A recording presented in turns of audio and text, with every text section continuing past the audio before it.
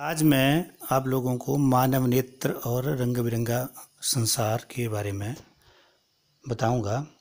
इसमें हम मुख्य मानव नेत्र के बारे में पढ़ेंगे और नेत्र संबंधी दोषों के बारे में बात करेंगे। मानव नेत्र और रंग बिरंगा संसार। मानव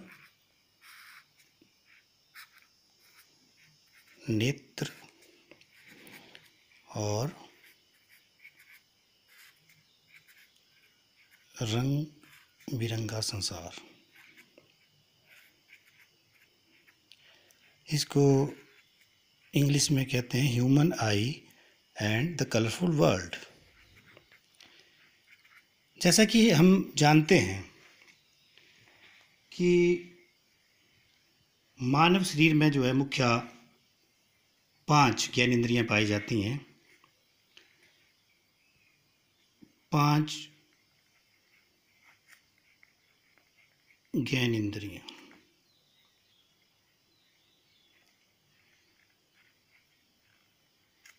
फाइव सेंस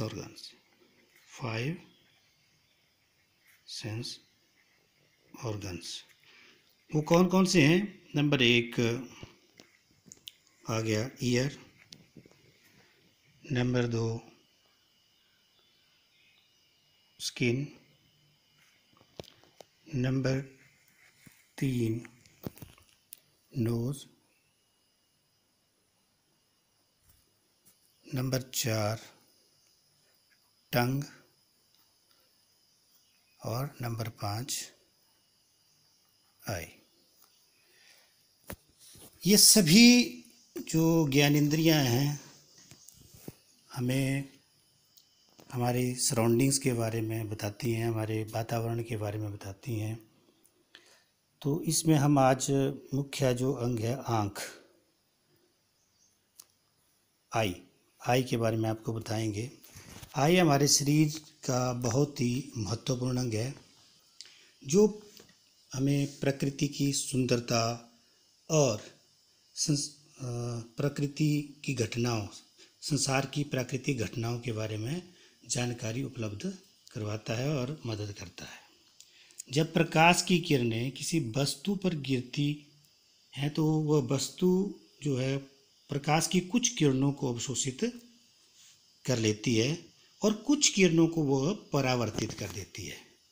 जो परावर्तित भाग है यह हमारी आँख के रेटिना तक पहुँचता है। अब रेटिना क्या है?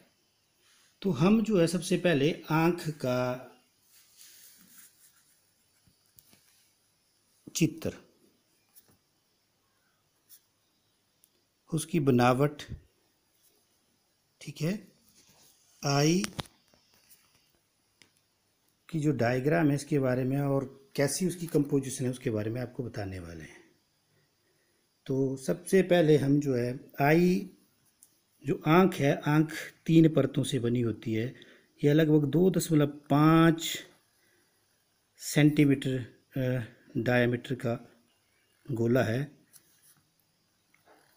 ये है हमारे जो है स्कल में के ऑर्बिट्स में जो 2 ऑर्बिट हैं वहाँ पाई जाती हैं। तो ये 3 जो परतें हैं उनके बारे में हम बना रहे हैं। सबसे जो बाहरी परत है आँख की 3 परतें, आँख की 3 परतें होती हैं। नंबर 1 स्क्लेरा, नंबर 2 कोरोइड और नंबर 3 रेटिना। तो हम सबसे पहले जो डायग्राम बना रहे हैं, डायग्राम में स्क्लेरा सबसे बाहरी परत है। ये कंप्लीट पूरी तरह से पूरा गोला होता है। तो इसको ध्यान से देखें आप और इसी तरह से आप प्रैक्टिस करेंगे और खुद भी बनाएंगे कैसे कैसे ये बनी है। इसका थिकनेस लगभग बराबर होती है। इसका 5/6वां हिस्सा जो है सफ़ेद होता है। आप देखते होंगे जब शीशे के सामने, मिरर के सामने जब आप खड़े होंगे तो आप देखेंगे कि जो एक सफ़ेद हिस्सा होता है और एक आगे वाला जो है ट्रांसपेरेंट हिस्सा होता है। तो इसका जो है, इसको आउटर मोस्ट जो सबसे बाहरी परत है, इसको हमने क्या कहा, ये स्क्लेरा है। ठीक है, एक कंप्लीट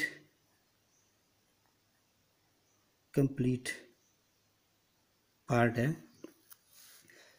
तो ये जो आउटर बाहरी परत है स्क्लेरा और जो है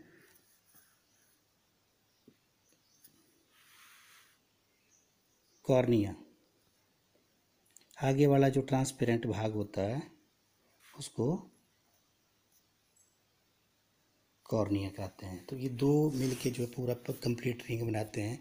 उसके बाद जो दूसरी लेयर है वो कोराइड, और तीसरी, ये दोनों ही जो हैं रेटिना, ये इनकम्प्लीट लेयर कोट होते हैं, इनकम्प्लीट कोट। तो सबसे पहले हमने स्क्लेरा बनाई। इससे बाहर जो स्क्लेरा के बाहर जो है हमारे आगे वाला आपने देखा होगा आईलिड। तो मैं ये आईलिड बना रहा हूँ। ये आईलिड है अपर, और ये लोअर आईलिड है, और ये आईलैसेस हैं। तो इसके बाद जो है जो दूसरी जो परत है उसको हमने कहा कोरॉइड। कोरॉइड 3 हिस्सों में बटी होती है।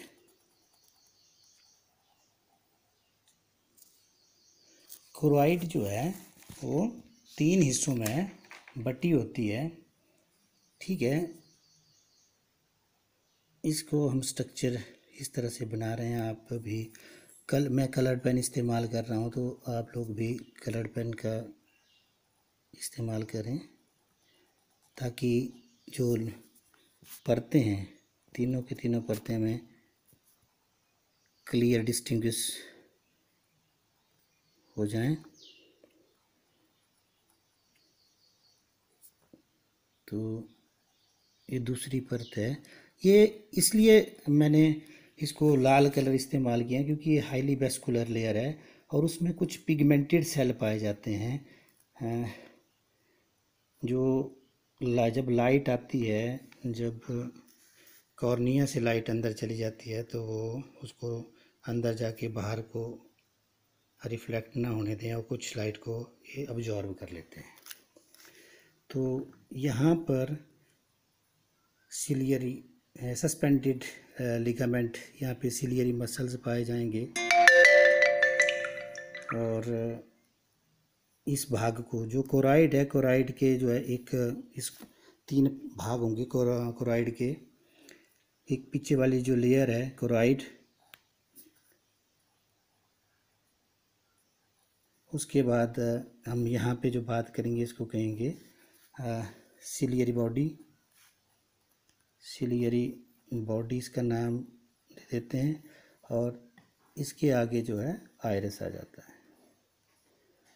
आइरिस जो है एक में जो है पिगमेंटेड सेल्स पाए जाते हैं जो आँख को कलर देते हैं। कईयों की आंखें नीली होती हैं, कईयों की ज़्यादा ब्लैक होती हैं, कईयों की भूरी आंखें होती हैं। तो ये सिर्फ जो है आइरिस एक डायाफ्राम की तरह काम करता है, एक शटर की तरह काम करता है जो लाइट को कंट्रोल करता है सेल के अंदर जाने के लिए।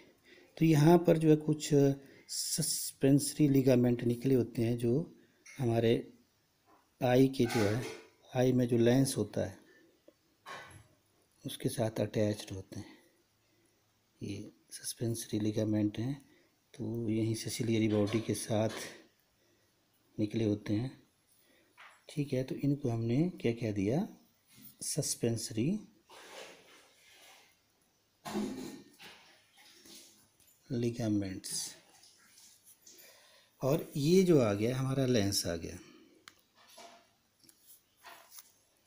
अब ये जो बीच में जो आइरस के बीच में जो स्पेस बना हुआ है, एक खालिस्तान है, एक गैप होता है, जो वहाँ से लाइट अंदर जाती है, उसको हम कहते हैं प्यूपिल, जो रोशनी को कंट्रोल करता है, जो प्रकाश की किरणों को जो है आई के अंदर जाने के लिए कंट्रोल करता है।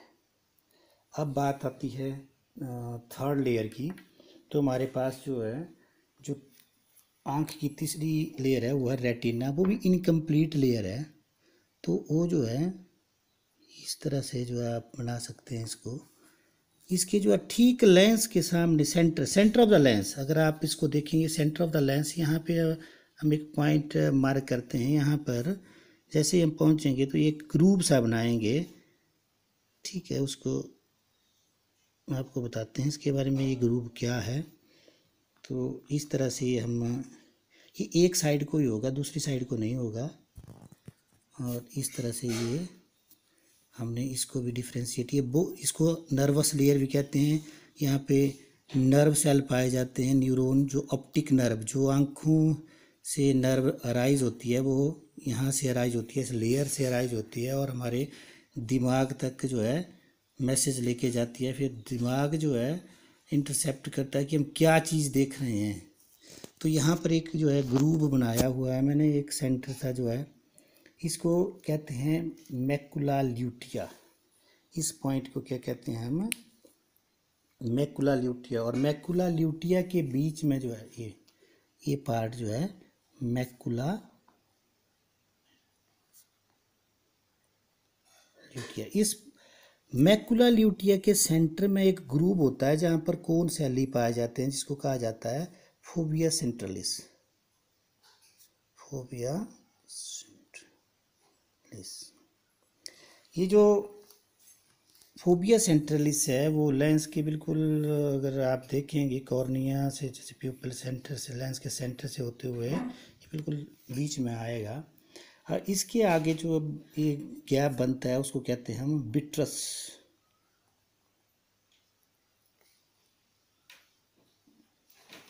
Vitreous humour. और आगे जो है, जो कॉर्निया, लेंस और आइरिस, ये जो एक गैप बना देता है, एक अलग चैम्बर बना रहा है, इसको कहते हैं हम एक्वस ह्यूमर।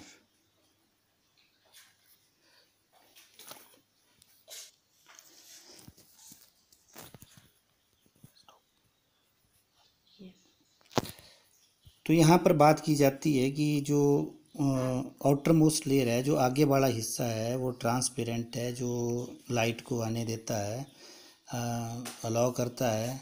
और वो प्यूपिल, जो एक छिद्र है छोटा सा आइरिस में, ये एडजस्ट होता है लाइट,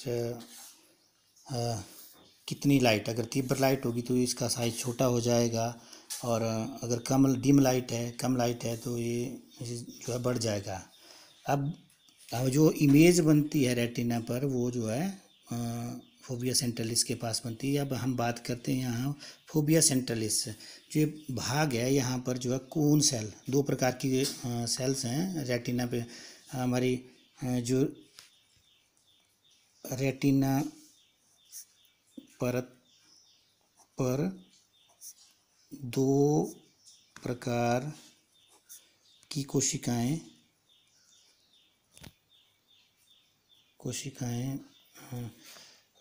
पाई जाती हैं।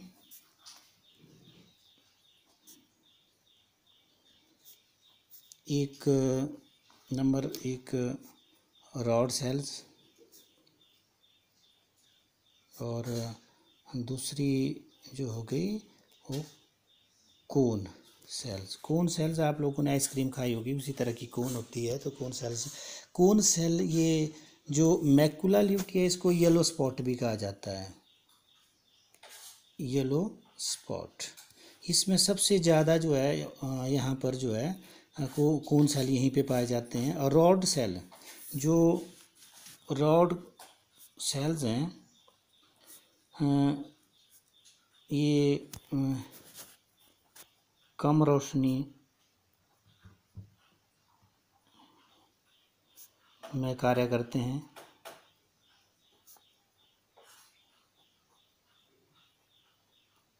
और आप ऐसा कह सकते हैं कि जो निशाचर जितने भी होते हैं उनमें उनकी आंखों में सबसे ज़्यादा रॉड सेल्स पाए जाते हैं।